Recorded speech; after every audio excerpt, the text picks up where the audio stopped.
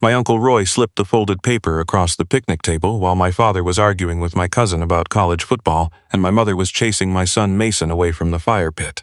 He did it the way you'd pass someone a 20 you didn't want anyone else to see, low and flat along the wood, under the edge of his paper plate, quick enough that I almost missed it. Roy Hartwell did not pass notes. This was a man who communicated in two modes, loud opinions delivered to a room, and complete silence. He had driven long-haul trucks for 40 years across 32 states, and the highway had stripped him of whatever patience other men used for small gestures and quiet conversations. He said what he meant. He meant what he said. He had once told my father in front of the entire Hartwell family at Thanksgiving that my father's fantasy football obsession was the saddest thing he'd ever witnessed in a life that included 2 divorces and a transmission falling out of a Peterbilt on I-40 at 2 in the morning. Roy did not pass notes at cookouts. I looked at him. He was already looking at the grill, jaw set, nursing his beer like nothing had happened. 71 years old, built like the trucks he used to drive, with hands so thick and scarred they looked like something you'd find in a tool catalog. The kind of hands that had gripped steering wheels through ice storms and desert heat and every kind of road this country has to offer. Those hands were shaking. Not the tremor of old age, something else, something controlled and deliberate, like a man forcing himself to hold still because the alternative was worse. I slipped the paper into my jeans pocket without unfolding it.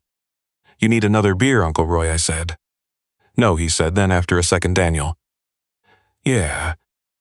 Don't read that here." He took a long pull from his bottle and turned back to where my father was demonstrating something about a linebacker with his hands, and Roy laughed at the right moment and called my father an idiot in the affectionate way that only brothers can, and the cookout kept going the way cookouts go in Asheville in August, with the heat settled into the evening and the kids running barefoot in the grass and the smell of charcoal, and somebody's citronella candles doing absolutely nothing about the mosquitoes. But his eyes, when they found mine for just a second before he looked away, said something his voice hadn't. He was scared. My Uncle Roy, who had jackknifed a 40-foot trailer on black ice outside of Amarillo and walked away to drive the next day, who had lost his best friend to a heart attack at 54 and rebuilt his own engine in a Walmart parking lot in Flagstaff using YouTube tutorials and sheer stubbornness. This man who had never, in the 39 years I'd been alive, appeared to be frightened of anything at all, was afraid.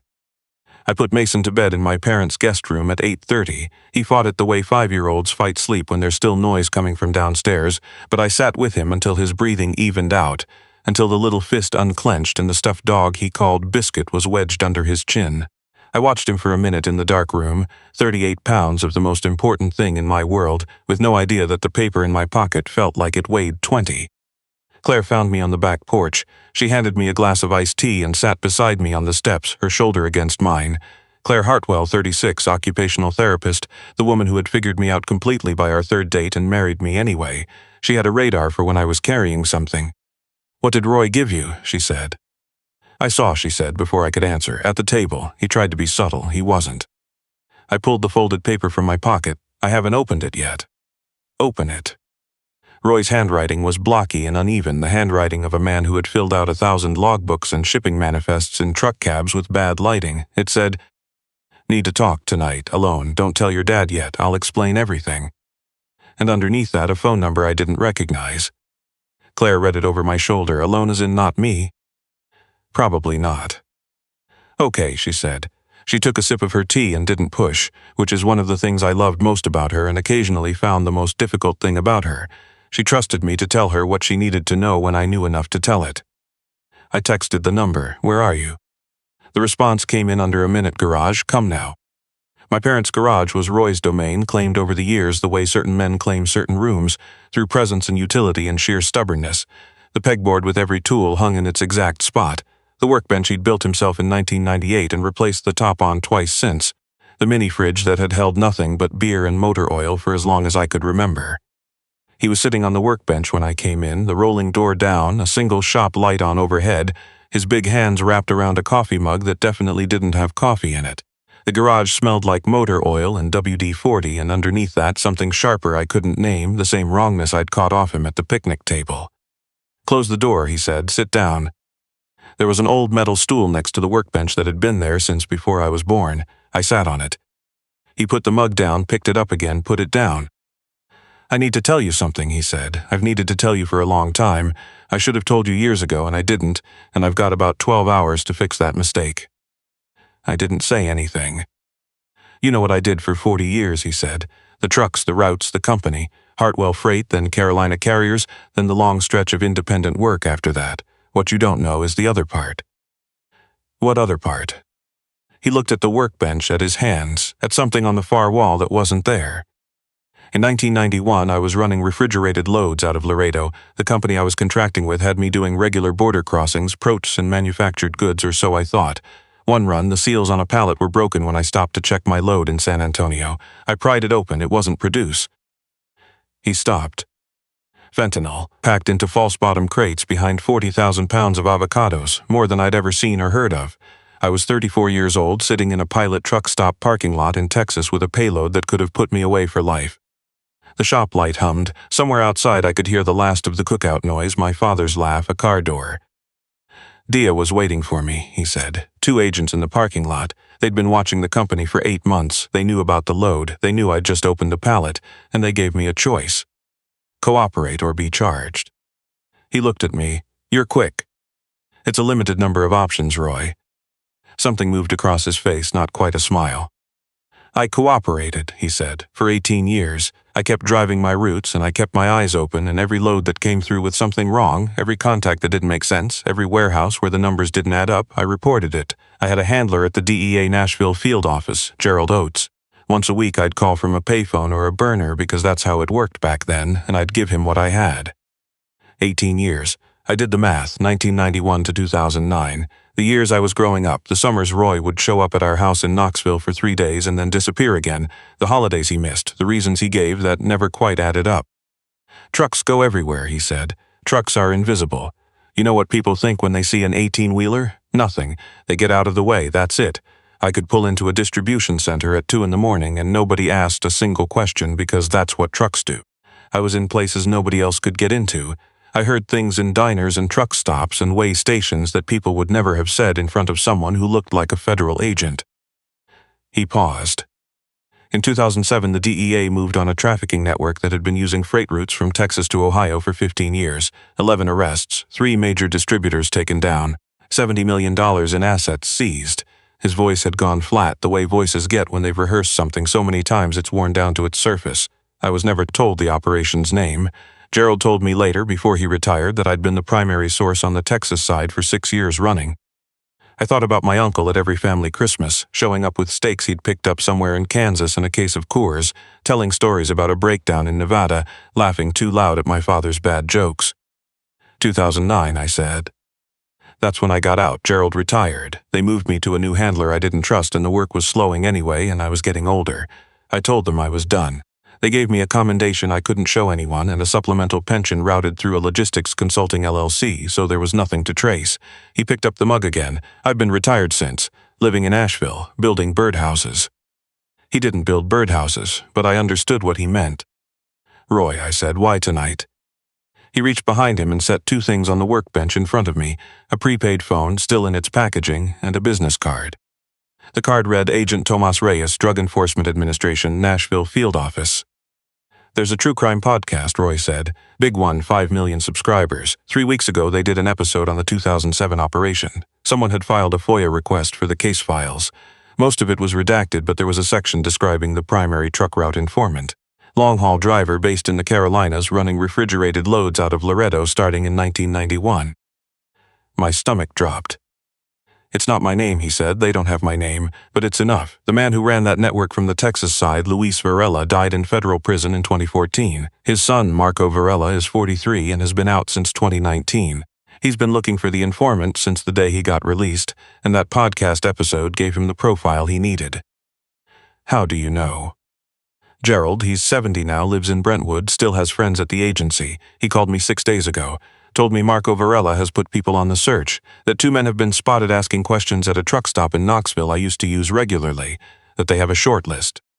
He looked at me steadily. My name isn't on it yet, but Gerald thinks it will be within 48 hours. The garage was very quiet. Your father doesn't know, he said. I'll tell Frank tonight after you leave. But I needed to tell you first because you have Claire and Mason in a house in Knoxville and you need to move tonight. Move where? He nodded at the card. Thomas Reyes. Gerald already contacted him, current organized crime liaison for the Nashville office. He's been briefed and he's expecting your call. You and Claire take Mason and drive to Nashville. The DEA has a protocol for this. Reyes will walk you through it. I picked up the card, turned it over. The back was blank. The prepaid phone, Roy said. Use that, not your regular phone, not Claire's. You buy it, activate it with a throwaway email, make one call, and that's it. You've thought this through. I've thought about exactly this for 32 years, he said. I knew this conversation would happen eventually. I just hoped it wouldn't. I stood up from the stool. Why didn't you ever tell us? He was quiet for a long time. Because I was a truck driver, Daniel. 2 ex-wives, a bad back, a 94 Kenworth I loved more than I loved most people. Nobody was going to look at me and see anything worth protecting. That was the point. If they knew, they'd have protected me, and if they protected me, the people I was watching would have known. The whole thing only worked because I was invisible. He wrapped both hands around the mug. I spent 18 years being invisible in order to be useful. Then another 15 being invisible just to stay safe. I'm real good at it by now. A pause, but you have a 5-year-old son. Once they have my name, they'll go for anyone connected to me. I know that because I watched it work that way from the other side for 18 years. I thought about Mason upstairs, asleep with Biscuit tucked under his chin. I'll call Reyes, I said. Something in Roy's shoulders eased very slightly, the way weight shifts when you set down part of a heavy load. I went back inside, found Claire reading in the living room with the noise of the adults still going on the back porch, and told her what I knew. She listened without interrupting.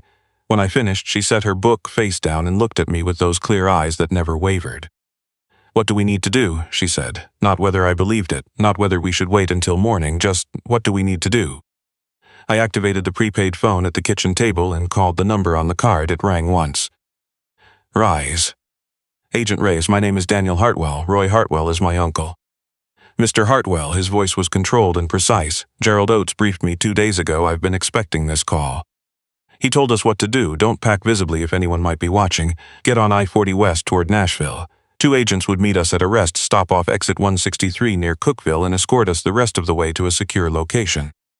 How serious is the threat? I asked. Serious enough that we're treating it as credible. Marco Varela has resources and motivation, and he's been methodical about this for 4 years. Your uncle's profile matches what's been circulating, and we have intelligence suggesting his name may surface in their search within the next 24 to 48 hours. Your uncle's work resulted in real consequences for this organization. Those organizations have long memories. And Roy himself, where will he be? We'll move him separately by a different route to the same location. I thanked him and hung up. Claire had already gone upstairs. I could hear her in Mason's room, pulling his go-bag from the closet. She'd packed it years ago after a tornado watch and never fully unpacked it, just updated it seasonally. Clean clothes, his inhaler, a coloring book, and Biscuit's backup twin that we kept for exactly this kind of emergency. She was practical the way good people are practical. She dealt with what was in front of her. I went back to the garage.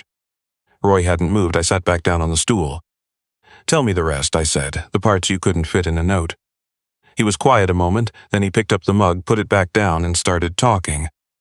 He told me about the first year, calling Gerald from a payphone in a San Antonio strip mall, his hands so cold he could barely dial, then sitting in his apartment in Laredo for 3 hours after before he could make himself eat dinner, checking his mirrors every 20 minutes for 6 months before it started to feel normal. He told me about a man named Eddie Ruiz, a mid-level logistics coordinator who'd ridden with Roy on a run between Dallas and Memphis in 2003 because his own driver had gotten sick. 16 hours in the cab, Roy reported every word the next morning. Eddie was arrested 2 years later. He told me about Gerald meeting him at a Waffle House off I-65 after the 2007 arrests, sliding a sealed envelope across the table with a handwritten note from the Nashville field office thanking him for his service. Not a commendation he could show anyone, just a note. Roy read it and burned it in his truck's ashtray that night because Gerald said to. He told me about the driving itself, the way a country looks at 3 in the morning from the high seat of an 18-wheeler when the rest of the world is asleep and you're the only thing moving on a long, flat highway. Something like 3 million miles over his career. Every corner of this country. There's a stretch of I-10 in West Texas, he said, out past Fort Stockton before El Paso. Nothing out there, mountains in the distance, scrub desert, a road that just goes on under the biggest sky you've ever seen. I used to drive it at night and think this is the real America. Not the cities, not the strip malls. Just the road and the sky and the fact that somewhere up ahead there's a truck stop where someone will make you eggs at 4 in the morning without asking where you've been. He looked at his hands. I did the work because Gerald asked and because the people I was watching were poisoning neighborhoods in cities I drove through, places where actual people were raising kids and trying to make something out of what they had. I saw it every run. I couldn't arrest anybody. I couldn't do anything official, but I could pay attention. I could pick up the phone once a week and tell Gerald what I'd seen. He looked at me. I'm not a hero. Don't call me that. I'm going to call you that. Don't. Roy. I'm serious. Heroes do things because they're brave. I did it because I was in the wrong truck at a pilot in San Antonio and 2 federal agents knew my name before I knew theirs. I cooperated because I didn't want to go to federal prison. I stayed because I'd seen the other option and it was worse. He drained the mug. Take care of your family. Take Mason and Claire and go. I'll talk to your father. We left at 11:47 p.m. Claire drove. Her hands were steadier than mine on nights like this. Mason drowsed in his car seat, biscuit in one hand, no idea anything had changed. I watched the headlights of my parents' neighborhood slide past and thought about Roy in that garage. 40 years of highways. 18 years of watching and listening and reporting and coming home to an apartment in Loretto or a rented house in Charlotte, sitting with what he knew and not being able to say it to anyone. I thought I knew my uncle. We met the DEA escorts at exit 163 just before 2 in the morning, a black SUV, 2 agents who showed credentials and led us the rest of the way. Nashville was another hour. The safe house was a condo in a suburb called Franklin, clean and furnished and anonymous, the kind of place that could belong to anyone or no one. Claire had the kitchen feeling like ours within 30 minutes. Coffee brewing, Mason's coloring book on the table, his jacket on the back of a chair. Roy arrived at 4 a.m. in a separate vehicle, carrying a duffel bag and a battered paper bag that turned out to contain, improbably, a container of his ex-wife Sandra's queso that she'd left in his fridge and that he'd grabbed on the way out because it would have gone bad. He set it on the counter like it was the most normal thing in the world. Mason found him there at 7 and climbed straight into his arms without a word. "Big man," Roy said. "Uncle Roy, are we on a trip?" "Little bit of one." "Why?" "Your daddy needed to see some different scenery." Mason considered this with the gravity of a 5-year-old weighing a reasonable explanation. "Can we get pancakes?" Roy looked at me over the top of his head. Something in his face was different from the garage the night before, still tired, still carrying 30 years of weight, but the trembling was gone. Whatever he'd set down when he passed me that note at the picnic table, he'd carried it a long time, and setting it down had changed the way he stood. "We'll figure out pancakes," he said. My father arrived the next morning, having driven from Asheville alone while my mother stayed with a neighbor, as instructed. He looked like a man who hadn't slept, who'd spent the hours not sleeping recalculating everything he thought he knew about his brother. He and Roy went out to the small backyard and sat for 2 hours. I watched through the kitchen window without meaning to. They weren't talking most of the time. Just sitting, 2 brothers in their 60s and 70s, in plastic lawn chairs in a suburb neither of them had ever been to, with the particular silence of men who have something so big between them that words feel useless. That night after Mason was asleep, Roy and I sat at the kitchen table under a buzzing fluorescent light. "Your father," he said. "I know." "He's not angry at the work. He's angry at the years. 40 years of I gotta go, Frank. 40 years of reasons that weren't the real reason. He's running it all back in his head and seeing it differently now, and that's going to take time. He'll get there." "He's my brother," like its own kind of answer, which for Roy it was. I reached across the table and put my hand over his, rough, mapped with 4 decades of manual labor, the kind of hands that had gripped a wheel through 32 states and every kind of weather this country makes. We sat there a while without talking. At 3 the next morning, Agent Reyes called. "We've moved on Marco Varela. His residence in Houston and 3 associated businesses were raided within the last hour. Mr. Varela is in federal custody. The 2 associates conducting the informant search have been detained in Nashville. They were found with documents identifying your uncle by name." He paused. "They were prepared to move within 24 hours. I sat in the buzzing kitchen with my family asleep down the hall and thought about that.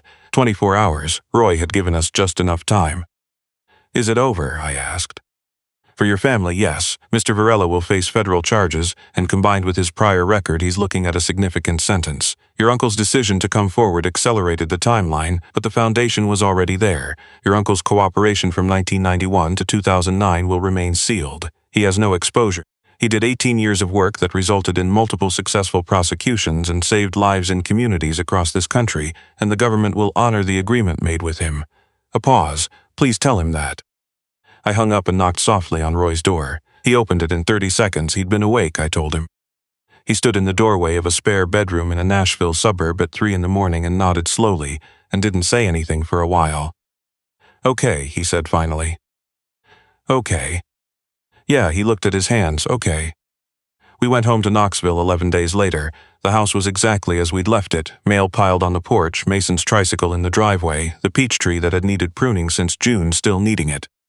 It's October now. The Knoxville summer has given way to the slow gold of fall, the kind of October that makes Tennessee look like an apology for July. Mason started kindergarten. He's learning to read. I'm back in my classroom at Carter High School, teaching shop, watching 16-year-olds discover that a piece of wood can become something in their hands if they slow down and pay attention. Every year there's a kid who gets frustrated and fights the material, and every year I tell them the same thing. Slow down, feel what you're working with, let it tell you where it wants to go.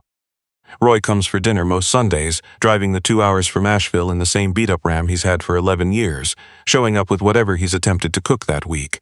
Last month a chili that required about 4 glasses of water per bowl.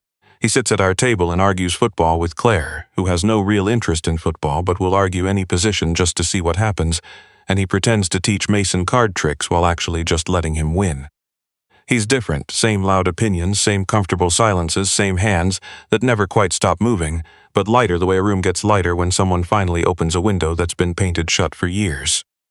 My father drove up in December. He and Roy sat in my garage for 4 hours while Claire and I put Mason to bed and watched a movie and didn't talk about what was happening out there. When the movie ended, I checked on them and they were just sitting, 2 metal stools, an overhead light, a half-finished workbench Roy was helping me build, because apparently I cannot build a workbench without supervision. Just sitting. They're okay, or they're getting there. My father is a methodical man. He processes things slowly, puts them in order, and when he's done, the account balances. I trust him to get there. I was in my classroom last week, 3rd period, sophomore woodworking. A girl named Amara had been trying to cut a dovetail joint for the better part of 45 minutes and was starting to take it personally. I walked over. "My uncle taught me something," I said. "He drove trucks for 40 years. He said the road teaches you one thing above everything else." She looked at me with the specific skepticism of a 15-year-old who has heard one too many teacher anecdote setups. "You can't force the destination," I said. "You know where you're going, you know the route, but the road has its own conditions. Ice, wind, construction, the guy in the silver Camry about to do something inexplicable. The work is knowing where you're headed and staying adaptable about how you get there." She looked at the joint in her hands, reset the chisel, tried again. "Better, not perfect, better." "That's it," I said, "right there." She looked up, quietly proud of a dovetail joint, and I recognized that feeling in my chest, not because I was a great teacher, but because my uncle had given it to me in an Asheville garage at midnight, his hands shaking with 30 years of a kept secret. Roy Hartwell, truck driver, informant, uncle.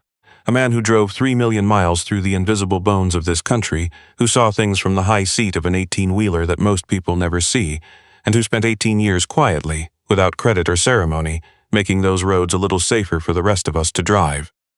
He texted me yesterday, "Coming Sunday, made chili again, bought antacids, don't say I never think of you." I put my phone away and went back to grading projects, thinking about a note on a picnic table in August, a business card in a garage, a prepaid phone I'd activated at a kitchen table while my family slept. Thinking about the ways a person can protect the people they love without those people ever knowing they needed protecting. Most of us will never know who those people are. They're driving the trucks and filing the reports and making the calls from payphones at 3 in the morning, and we're just living our lives in the gap their work creates, getting where we're going on roads they helped clear. Roy's Sunday chili is, objectively, not good. We eat it anyway, the 4 of us at the table. Mason telling Roy about kindergarten with the intensity of someone delivering crucial intelligence, Roy listening with more genuine attention than most adults can manage. I watch them across the table, my uncle and my son, the man who spent 18 years invisible, and the boy who doesn't know yet that some of the most important people you'll ever meet are the ones doing the quiet work you'll never see. Mason will know someday. I'll tell him when he's old enough to carry it. For now, he's just eating chili and telling Roy about the letter M and asking if the family's going on any more trips to interesting places soon. Roy looks at me over the top of his head. "Maybe," he says, "but probably we stay put for a while, stay put and build things." That sounds right.